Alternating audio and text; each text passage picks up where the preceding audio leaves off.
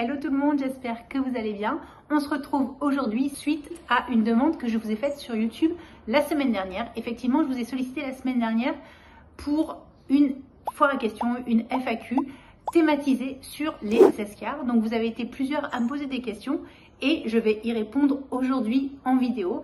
J'espère que ça va vous plaire et je vous laisse maintenant avec la suite. Qu'est-ce que c'est qu'une escarre? Donc une escarre, à savoir, c'est un féminin déjà, c'est pas un escarre, c'est une escarre. Donc une escarre, c'est une zone localisée de nécrose de tissu liée à une compression prolongée entre une proéminence osseuse et un plan dur. En fait, c'est une souffrance tissulaire liée à une compression entre l'os et un plan dur sur des points d'appui quand le patient est alité de manière prolongée, et ce qui entraîne malheureusement des complications cutanées parfois assez gravissimes. Une escarre, c'est tout simplement ça. C'est une zone de nécrose liée à la compression entre un os et un plan dur qui entraîne malheureusement une souffrance tissulaire. Alors, cette deuxième question, elle est assez complète et honnêtement, elle pourrait valoir au moins 8 vidéos complètes, mais on va faire brièvement et schématiquement pour que vous vous rendiez compte. Pour l'escarre, il y a 4 stades. Stade 1, stade 2, stade 3, stade 4. Et en fait, à chaque étape, ce qu'on met en place, c'est pour éviter la progression et l'aggravation de l'escarre. Donc, en ce qui concerne le stade 1, ce qui correspond au stade 1, c'est une rougeur qui persiste malgré la pression. En fait, votre patient est sur un plan dur, il a des points d'appui, il est alité et en fait, par exemple, son sacrum est rouge.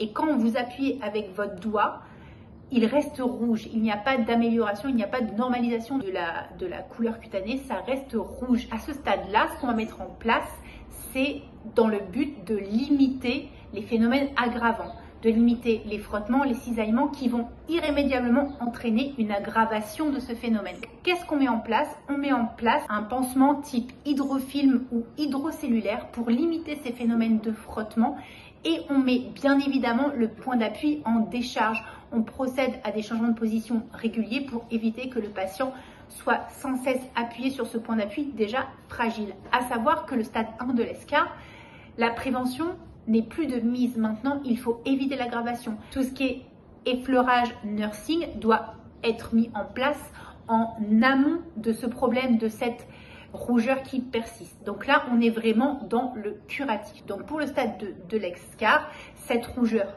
persiste et malheureusement apparaissent des phlictènes, des zones effectivement de fragilité extrême et les phlictènes se forment. Donc dans ces cas-là, on a passé le stade où on protège des cisaillements et des frottements.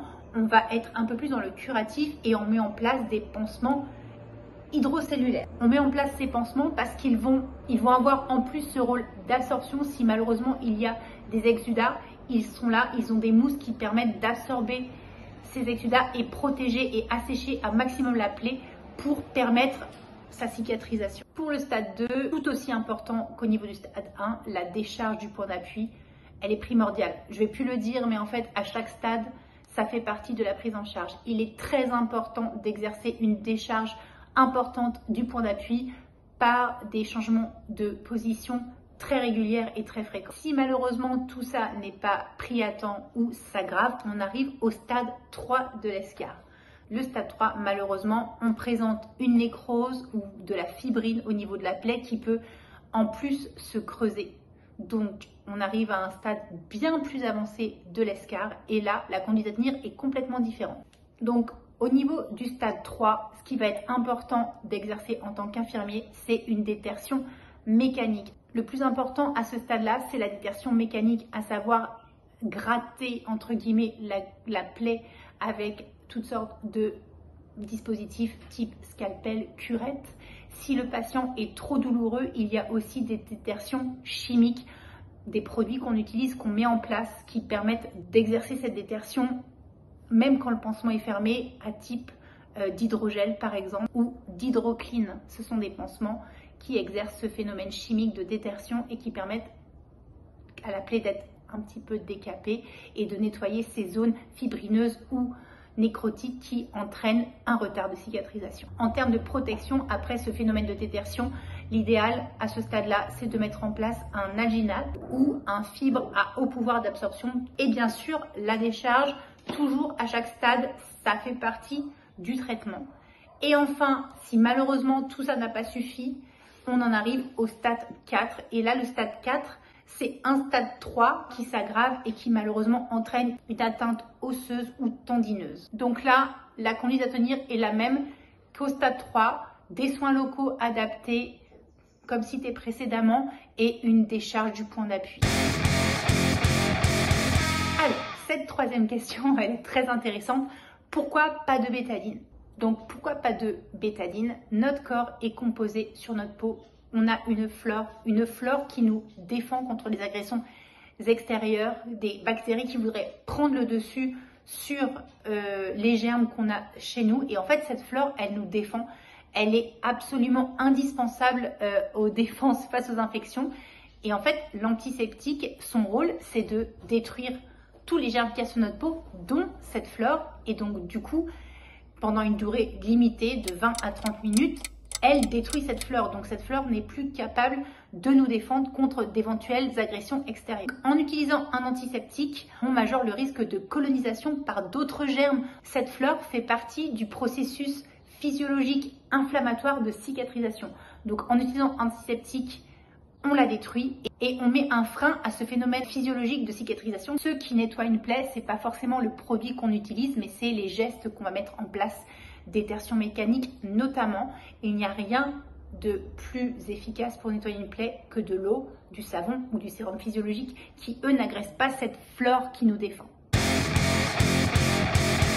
On arrive à la dernière question de cette vidéo. Comment soulager une escarre? Soulager signifie améliorer la condition du patient. Donc en fait, il n'y a pas de secret. C'est ce que je vous ai dit au moment de la question par rapport au stade de l'escarre. Le traitement numéro 1, c'est de soulager la zone de compression. Cette escarre est due à une compression entre deux plans durs, votre os et le plan dur, que ce soit un matelas quelconque. Il faut décharger matelas air, coussin anti-escarre, changement de position. Tout ça, c'est une partie intégrante de la prise en charge de l'escarre. Et ce qui est important également pour soulager, c'est trouver le pansement et le protocole adapté à la prise en charge de cette plaie. Trouver le bon pansement, ça dépend de la localisation de la plaie, de si elle est exudative ou si elle est sèche. Il faut évaluer également l'état périphérique autour de la peau. On ne met pas un adhésif sur une peau en périphérie qui est lésée, abîmée. Tout ça, ça fait partie d'une bonne prise en charge. Et il faut également évaluer le stade de l'escarre pour mettre en place des choses adaptées. Tout ça ira de pair avec une alimentation riche et notamment riche en protéines pour favoriser tout ce phénomène de cicatrisation. Et voilà, j'espère que cette vidéo vous a plu. Je vous ai donné un maximum d'informations sur les escarres, à savoir que ça reste une vidéo FAQ, donc c'est très global. Si jamais ça vous intéresse, si vous avez eu des éléments de réponse mais que vous voulez pousser plus loin, n'hésitez pas à me dire en commentaire si des vidéos plus poussées sur chaque stade, chaque prise en charge, des visuels sur les soins qu'on peut mettre en place lors de vidéos soins vous intéressent. N'hésitez pas à me dire tout ça en commentaire et je vous dis à très vite pour de nouveaux soins. Bye!